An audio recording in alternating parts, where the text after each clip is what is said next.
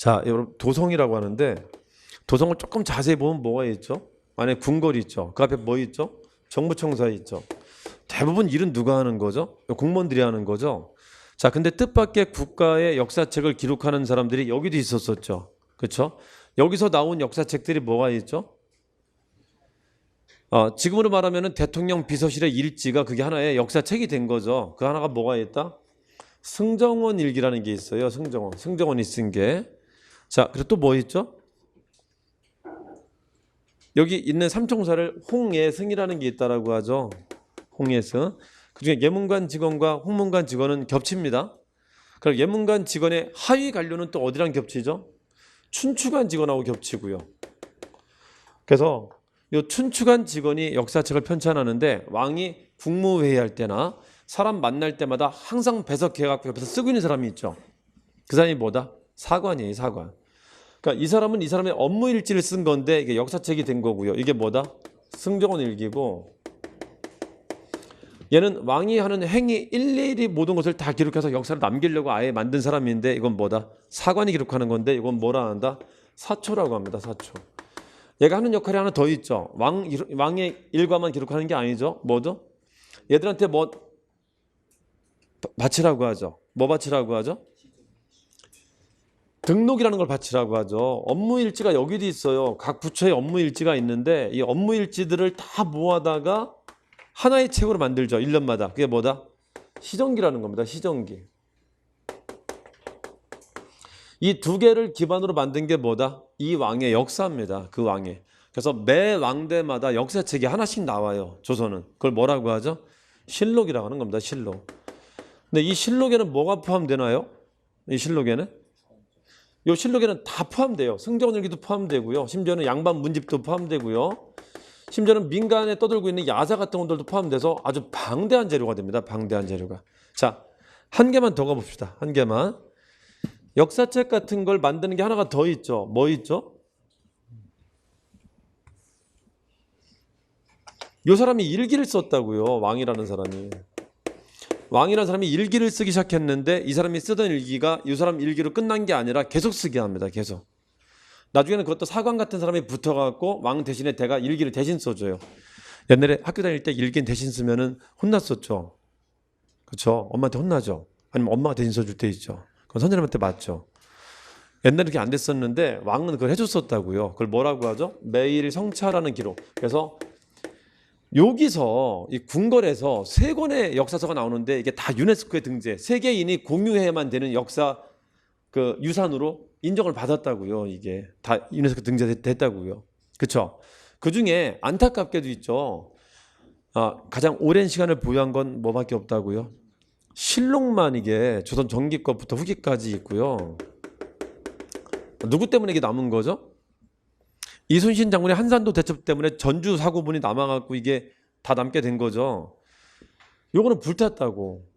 이거는 지방에까지 나눠서 보관했었기 때문에 지방에 있는 것 중에 하나가 남은 거고요. 서울에 있었던 건 쑥대밭했었어요. 서울에 있던 것은. 요거는 서울에 있었잖아요. 서울에 있었던 사고들은 다 쑥대밭했었어요. 임진왜란 때도 한번 사고 났었고요. 거기다가 이괄해난 때 다시 한번 사고 나면서 인조 이후 것만 남아있다라고 해요. 인조 이후부터 그 순종거까지 남아있습니다. 순종거까지. 자, 요거는 누구 때부터죠? 당연히 정조 때부터, 정조 세손 때부터 언제까지? 정조 세손 때부터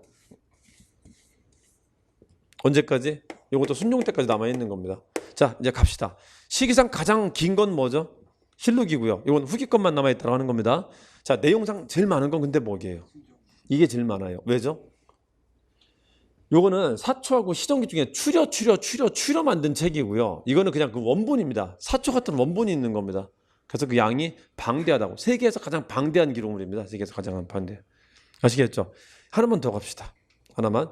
자, 최근에 유네스코에 등재돼 갖고 세계인이 공유해야 되는 역사유산으로 인정받은 게 또 하나가 있습니다.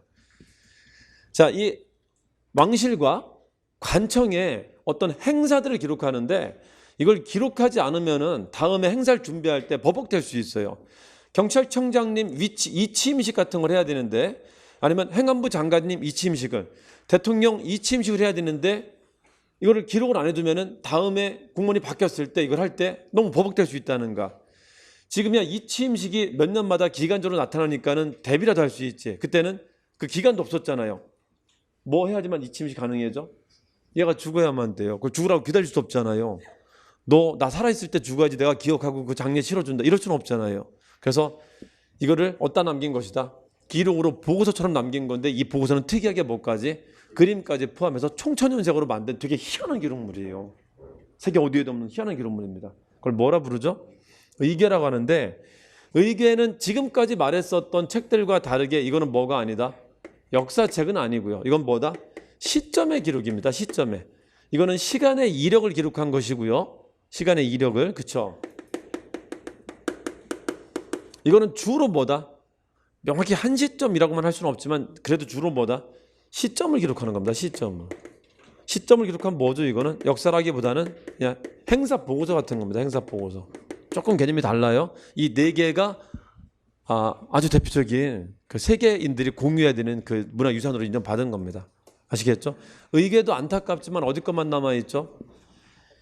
쓰기는 조선 초기부터 썼지만요. 조선 초기부터 보고서를 남겼었지만은 없어지고 선조 때께 가장 오래된 게 됩니다. 이것도. 그 이후 것만 남아 있습니다. 선조 이후 것만, 후기 것만 남아 있다. 그래서 실록만 어떻다고요? 조선 전기 것도 있습니다. 저 네 개 중에는. 자, 됐습니다. 답 한번 봅시다. 1번 보시면은 편년체 사서다. 연월 일순 같은 말이죠? 편년체하고 연월 일순이 같은 말이죠. 자, 편년체 일기체라고도 하죠. 조선 후기 것만 남아 있다. 틀립니다. 이건 전기 것도 남아 있습니다. 뭐 덕분에? 임진왜란 때 이순신 장군이 한산도 대첩으로 전주 사고분을 남겨준 덕분에 조선 전기 것도 우리가 가질 수 있게 된 겁니다. 그래서 이거는 태조 때부터 철종 때까지 있다고 합니다. 자, 여기서 의문. 왜 고종하고 순종권은 포함시키지 않죠? 실록은 왕이 죽어야만 편찬하는 겁니다. 고종과 순종이 죽은 건 언제죠? 일제 강점기 때 죽어요. 그건 누가 쓴 거다? 일본인이 쓴 책입니다. 고종실록과 순종실록은. 그래서 조선왕조실록은 태조 때부터 어디까지? 철종 때까지를 조선왕조실록이라고 합니다.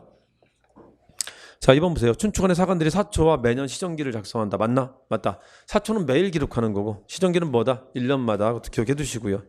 자, 3번에 왕이 죽으면 하는 겁니다. 자, 왕이 죽으면 실록청을 두고 사초와 시정기가 가장 기본 바탕이고요. 이거 위에 뭐도 들어간다? 다 들어갑니다. 다. 자, 4번에부터 초초, 중초, 정초의 과정을 거친다. 이거 뭐의 과정이죠? 요 사초라는 것에 추리고 추리는 과정입니다. 그리고 궁극적으로 이 사초는 어떻게 하죠? 없앱니다. 몇 번 추린다고 여기서? 3번이나 추려요. 3번. 3번 추리고 난 뒤에 이 원본은 파기합니다. 왜죠? 정보 보호를 위해서 혹은 종이 재활용을 위해서 파기합니다. 요거 파기하는 과정을 뭐라고 하죠? 세초라고 합니다. 종이를 씻어서 재활용을 합니다. 세초라고. 자, 됐습니다. 정보 보존을 사초의 과정을 거친다. 세초 과정을 거친다. 밑줄. 무슨 뜻이죠? 사초는 파기한다라고 하는 겁니다. 사초는 파기한다.